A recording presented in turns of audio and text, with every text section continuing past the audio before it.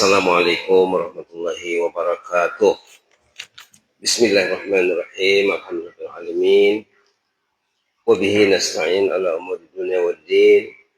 Wassalatu wassalamu ala sayyidina wa habibina wa syafi'ina maulana Muhammad wa ala alihi wa sahbihi sallim tasliman katsiran bi rahmatika arhamar irhamna bi rahmatikal wasi'ah wa afina wa afwana wa ala ta'atika wa syukrika inna. Allahumma zidna wa la tanqusna wa akrimna wa la tuhinna wa atina wa la tahrimna wa asirna wa la tu'sir alaina wa ardina wa arda'na. Alhamdulillah, jemaah kekasih Allah, tetamu Allah yang masih enak, masih senang duduk di rumah Allah setelah kita menyelesaikan salat fardu subuh berjamaah. Itu satu yang perlu kita sebut ya. Karena Allah menyuruh wa amma bi ni'mati rabbika fahaddits. Nikmat Allah itu sebut-sebutlah. Kalau kita mau duduk di masjid, sebut-sebutlah. Sebut dengan diri, sebut dengan keluarga contohnya. Mau ahli keluarga ke masjid, perlu ketua keluarganya mengujinya sampai di rumah. Alhamdulillah, kita sudah pulang dari masjid contohnya. Begitu ya. Selawat diiring salam ke atas Rasulullah SAW. Insyaallah tazkirah ringkas subuh pagi ini menggarisbawahi, menguatkan tazkirah sebelum tarawih tadi malam tentang apa? Tentang apa tadi malam? Nah, ingat. Tadi malam tentang apa?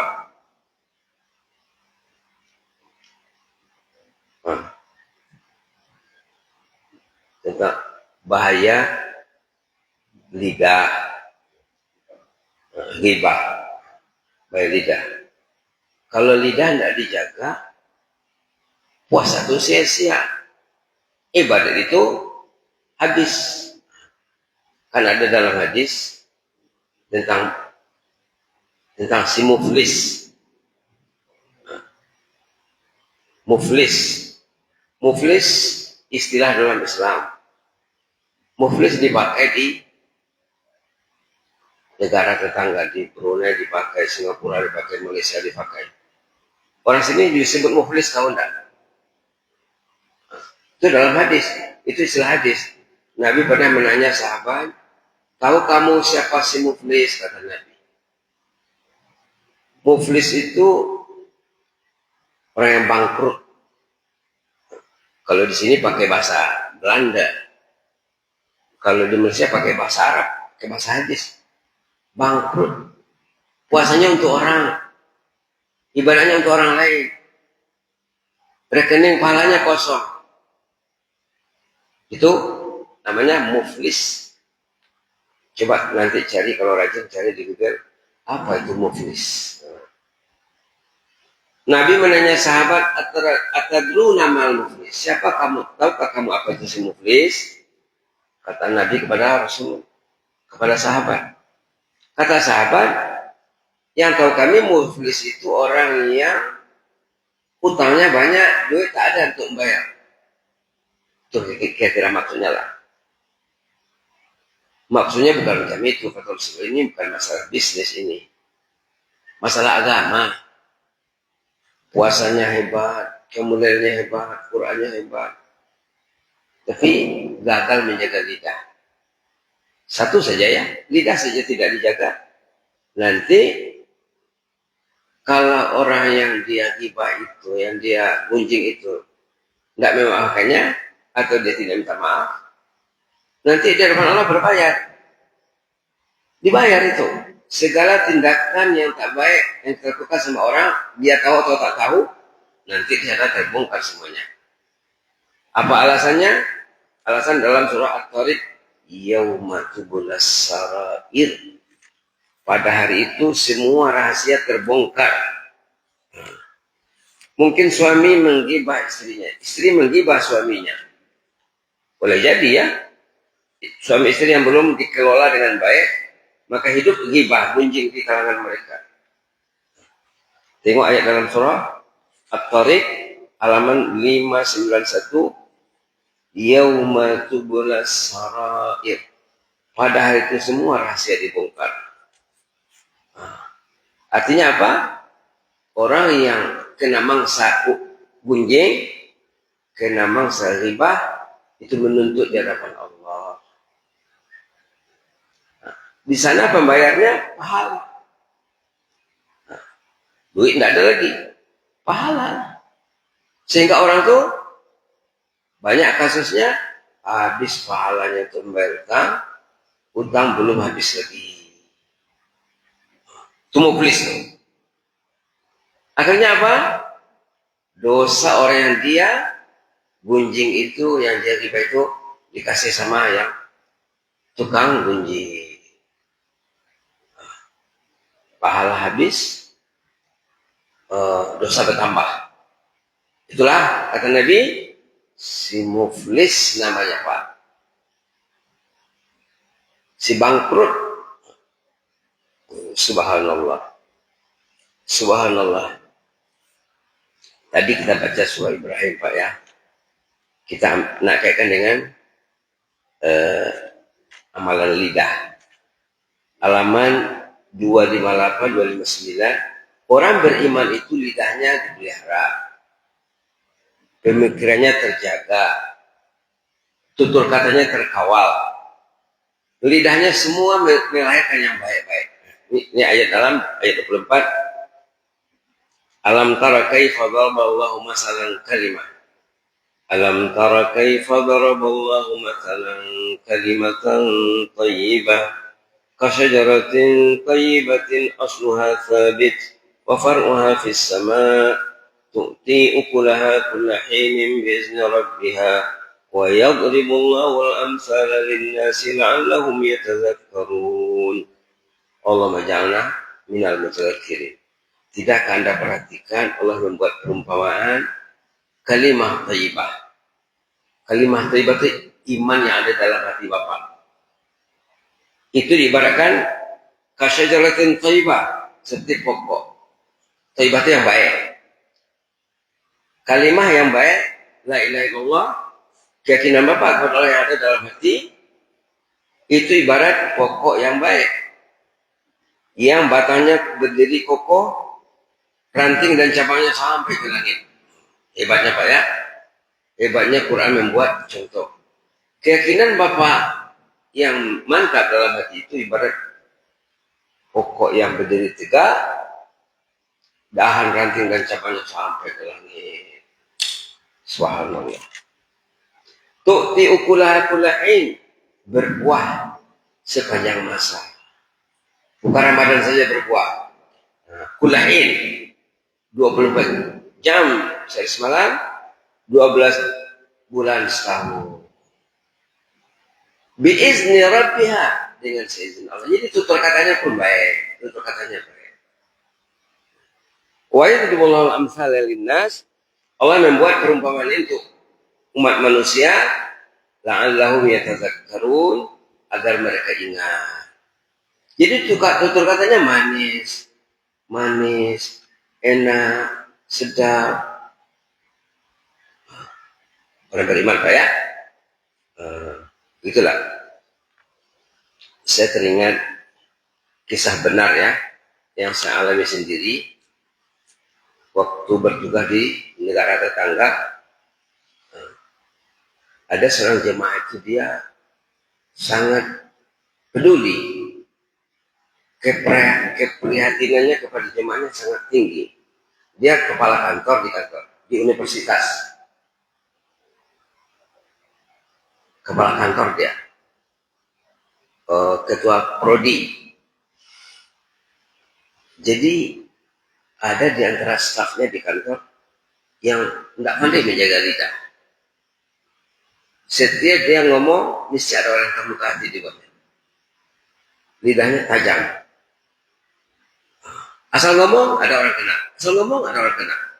Begitu nasib dia. Mungkin kurang motivasi barangkali. Kurang dikasih semangat, bimbingan. Kepala kantor tadi ketemu saya. Ustaz, ada staf saya di kantor. Saya ini ketua kantor. Staf saya ada dalam 20 orang lah kantor, anak buahnya, orang bawahannya. Ada seorang di antara staf itu asal ngomong melukai orang. Asal ngomong melukai hati orang. Jadi jemaat gelisah dengan yang seorang ini, ibarat duri dalam daging. Ibarat duri dalam daging di kantor. Apa solusinya? Saya bilang senang sekali. Kalau Bapak coba menanggulangi mengatasi orang yang ahlul ghibah itu, dalam hadis dibilang katanya apa? Ada hadisnya tadi, katanya man zabba an irdi akhihi bil ghibah kana haqqan Allah an yu'tikahu minan nar. Ayatikahu minan nar. Siapa membela saudara yang digibah, dibelanya, dia akan dibebaskan oleh pada azab neraka. Siapa yang mendengar orang lain menggibah, menggunjing saudaranya, lalu dibelanya orang yang kena mangsa itu, kata Rasulullah, orang itu akan dibebaskan Allah dari azab neraka. Bukan dikasih minyak, dibakar lagi, disiram lagi. Kita mesti cegah. Lalu saya bilang, siapa namanya? Kalau ingin mengatasi, sebaiknya tahu namanya. Fulan bin Fulan.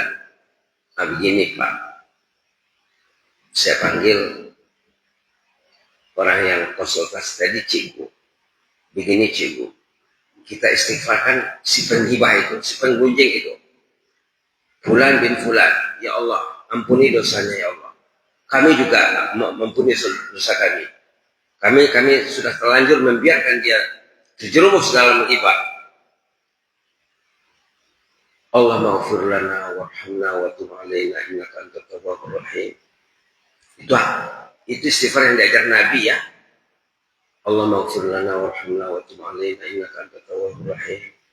Ya Allah, ampun dosa kami, terima tobat kami, Engkau Maha Rahman, Engkau Maha Rahim, Engkau Maha menerima tobat. Kami amalkan kira 2 minggu. Diistighfarkan orang yang tukang gunjing tadi. Sama-sama. Jemaah di kantor dalam 20 orang mengistighfarkan insan yang bermasalah ini. Akhirnya nggak mau lagi gibah. 2 minggu atau 2 minggu lebih sudah terima lagi laporan macam mana hasilnya. Alhamdulillah Ustaz. Dulu lidahnya tajam bagai sembilu. Sekarang tutur katanya manis bagaikan madu. Tidak ada lagi gibah lagi. Berubah 180 derajat. Dengan istighfar.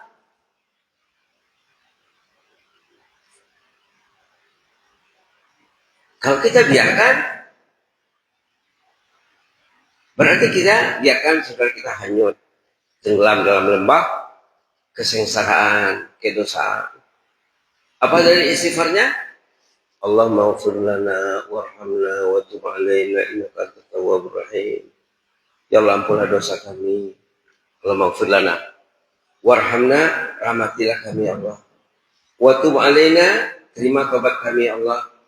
Innaka antat tawwabur rahim, Engkau Maha penerima tobat lagi Maha Rahim. Diniatkan untuk orang yang ditarget. Subhanallah. Selesai Pak ya? Selesai. Maaf ya. Setiap kali kita mendoakan orang yang dia tidak tahu didoakan, malaikat bersama kita mengaminkan doa Bapak. Doa itu mustajab. Orang itu tidak tahu dia didoakan. 15 orang mendoakannya siang malam. Tak berhenti. Ada masa kosong. Allah maghfir lana warhamna wa tub alaina innaka antat tawwabur rahim. Allah maghfir lana warhamna wa tub alaina innaka antat tawwabur rahim. Kalau orang yang ghibah depan kita, kadang suami ghibah, kadang istri ghibah, kadang dua-dua ghibah. Itulah solusinya cepat-cepat Pak. Allahumma ighfir lana warhamna wa tub 'alaina innaka antat tawwabur rahim. Allahumma ighfir lana warhamna wa tub 'alaina innaka antat tawwabur rahim. Ataupun ditambah dengan ayat dalam suratul A'raf, Rabbana zalamna anfusana wa illam taghfir lana wa tarhamna lanakunanna minal khasirin. Halaman 153 ayat 23 suratul A'raf. Kalau tidak nanti catatannya utuh. Nanti berurusan di hadapan Allah. Berapa orang yang dia gibah, yang dia kunjing. Antri di depannya. Berurusan. Habislah puasanya. Habislah ibadahnya. Licin. Kalau bahasa Brunei nangis. Tidak ada yang tinggal. Utangnya masih banyak. Maka dosa orang itu akan ditimpakan kepadanya. Keadilan Allah begitu. Mahkamah Allah adil seadil-adilnya. Pembayarnya pahala. Pahala habis, utang banyak, dosa orang yang jadi mangsa tadi dipikulkan ke atas pelaku ghibah. Ditutup dengan satu cerita Pak ya dalam hadis. Ada cerita dalam hadis. Suatu hari Nabi Muhammad senyum. Dilihat oleh sahabat. Saya sudah senyum, menangis. Mula-mula senyum. Gelak ketawa. Itu nangis. Ditanya oleh sahabat. Kenapa kami perhatikan tadi baginda senyum kemudian nangis? Katanya Allah sudah memperlihatkan kepada Muhammad proses hari kiamat. Ada dua orang yang berteman di dunia. Katalah si A dengan si B. A, B. Kata orang Malaysia. Atau si Alif dengan si Bala. Si Alif dengan si Ba. Rupanya satu di antara yang dua ini ada pernah menzalimi kawannya mungkin melalui ghibah atau lain. Akhirnya di hadapan Allah nanti dipanggil. Alif dengan Ba dipanggil. Oh ini pernah menzalimi aku rupanya. Aku mesti diadili. Di hadapan Allah ini ya. Subhanallah. Ternyata dosa pahala orang yang menzalimi ini sudah habis. Nah, bayar sama orang ini, temanmu ini. Kau pernah menzaliminya, tolong bayar dengan pahalamu.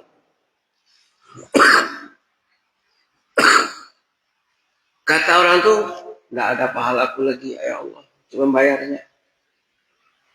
Ditanyalah orang yang terzalimi. Kamu mau apa? Pahala tidak ada lagi pembayarnya. Kalau gitu kasih dosaku sama dia sebagian. Itu caranya. Subhanallah. Nabi Muhammad nangis. Nangis tengok keadaan. Nangis Nabi Muhammad. Kemudian Allah bilang sama orang yang menzalimi tadi. Yang dia dituntut membayar. Katalah ganti rugi istilahnya ya. Kerugian. Allah menyuruh coba lihat ke sana. Dilihatnya nampak jannah. Nampak surga yang hebat. Istana yang megah. Dengan kenikmatan yang luar biasa. Ya Allah. Saya terlihat surga di sana. Hebatnya. Itu milik siapa ya Allah? Milik Nabi? Milik orang mati syahid? Milik siapa yang bisa membayarnya, kata Allah. Siapa mampu membayarnya? Demikian megahnya jannah, istana jannah itu. Kau mampu membayarnya. Dengan apa aku bayar ya Allah? Maafkan saudara. Orang yang dizalimi itu maksudnya. Orang yang kena zalimi, bukan yang menzalimi. Orang yang kena zalimi yang menuntut ganti rugi, diperlihatkan jannah. Ya Allah, milik siapa ini? Kata Allah, milik orang yang membayarnya. Siapa mampu membayarnya? Demikian hebatnya, megahnya, canggihnya. Engkau mampu. Macam mana aku membayarnya Allah? Maafkanlah saudaramu ini. Ya Allah, aku maafkan dia. Aku maafkan ya Allah. Aku relakan ya Allah. Subhanallah. Akhirnya selesai hutang orang yang menzalimi, yang menyakiti. Akhirnya Allah bilang sama yang tersakiti dan yang menyakiti, terutama yang tersakiti yang menuntut bayar ganti rugi tadi, bawalah temanmu ini ke jannah. Kamu pergilah kedua-dua ke jannah. Akhirnya kedua-duanya masuk surga. Di sini Nabi Muhammad tersenyum. Jadi balasan memaafkan itu tinggi Pak ya. Jannah taruhannya. Balasan memaafkan. Dalam Quran disebut dalam surah Asy-Syura, kalau kita memaafkan nggak bisa dihitung nilainya, pahalanya. Saking banyaknya, halaman 487 ayat 40. Besarnya, tingginya, agungnya balasan memaafkan orang lain. Ayat 40 surah Asy-Syura halaman 487. Wa jazaa'u sayyi'atin sayyi'atun misluha faman 'afa wa aslaha fa ajruhu 'ala Allah innahu la yuhibbudz zalimin. Balasan kejelekan, kejahatan setimpal dengan kejahatan yang dilakukannya.